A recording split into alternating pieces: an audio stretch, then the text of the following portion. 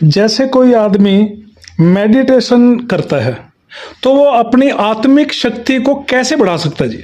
जी, जब एक व्यक्ति मेडिटेशन करता है, अब मैं इसको विस्तृत रूप से समझाती हूँ। जब कोई व्यक्ति मेडिटेशन को अपनाता है, मेडिटेशन करना शुरू करता है, तो कहीं न कहीं सबसे पहले उसके थॉट्स पे कंट्रोल होना शुरू हो जाता है।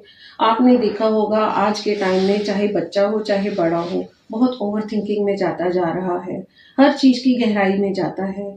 जब हम मेडिटेशन करने लगते हैं, तो हम हर थॉट को डेप्थ में ना लेके हम ओनली सरफेस लेवल पे सोचने का अभ्यास करने लगते हैं। कहीं न कहीं हमारे मन को एक आदत बनने लग जाती है कि हमें ज़्यादा किसी चीज़ की गहराई में नहीं जाना और धीरे-धीरे हम उसे सरफेस लेवल पे सोचने का कि आई बात और गई। जैसे एक थॉट्स होते हैं, थॉट्स को हम ऐसा मानते हैं कि लहरों की भांति हैं। पॉजिटिव थॉट, नेगेटिव थॉट तो आएँगे ही आएँगे क्योंकि मन का काम है, मन की संरचना ही ऐसी है कि पॉजिटिव नेगेटिव चलता रहेगा। बट ये हमारा फर्ज है कि हम किस थॉट को कितनी गहराई में ले रहे हैं। अगर हम मेडिटेशन का सहारा लेते हैं, तो हम विचारों की गहराइयों में ज़्यादा नहीं फँसते। अगर पॉजिटिव थॉट है, तो हम उसको बढ़ा सकते हैं, वो हमारा कंट्रोल होना शुरू हो जाता है थॉट्स पे। और अगर नेगेटिव थॉट्स है तो हम उसकी गहराई में ना जाएं, उसको आया और गया, बस इतना करके आगे बढ़ते चलें। जैसे पानी की लहरें, नदी की लहरें हैं, आगे बढ़ती चली जाती हैं, नदी का पानी निरंतर बहता चला जाता है। मन का काम भी ऐसे ही है। मन के विचारों को आए और जाने दीजिए, उन्हें रोके ना, ताकि हम और ये काम कैसे हो पाएगा, ये मेडिटेशन के थ्रू संभव होना शुरू हो जाता है। हमारे मन को इतनी पावर मिलनी शुरू हो जाती है, आत्मिक रूप से हम पावरफुल होने शुरू हो जाते हैं। क्योंकि इसको मैं साइंटिफिक रीजन से समझाती हूँ। हाँ, तो मैं इनको अब साइंटिफिक तरीके से समझाती हूँ।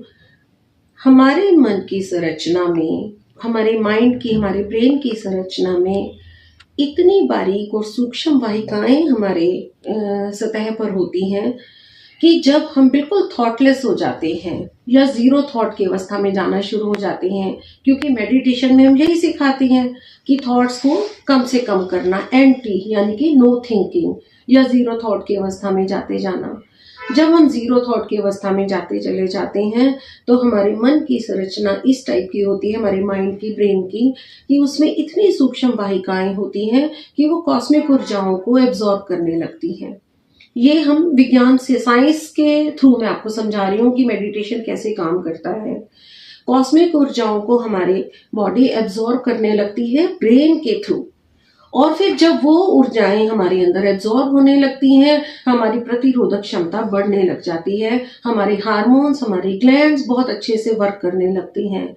और थॉट प्रोसेस, क्योंकि हम इसमें चेंज करते हैं, हम कंसंट्रेशन के द्वारा, तो थॉट प्रोसेस चेंज होते ही हमारा थॉट लेवल जैसे ही पॉजिटिव थॉट्स की तरफ बढ़ने लगता है, दिशा परिवर्तन हो जाता है विचारों का।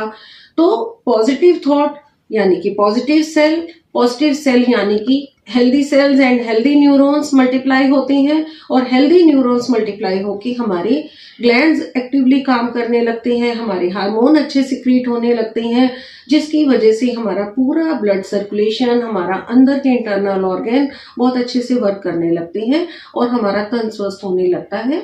और जब तन स्वस्थ होगा तो नेचुरली हम एक आत्मिक खुशी में रहेंगे, हर टाइम हम स्वस्थता फील करेंगे, हम चीयरफुल रहेंगे और हमारा मन भी स्वस्थ होने लगता है।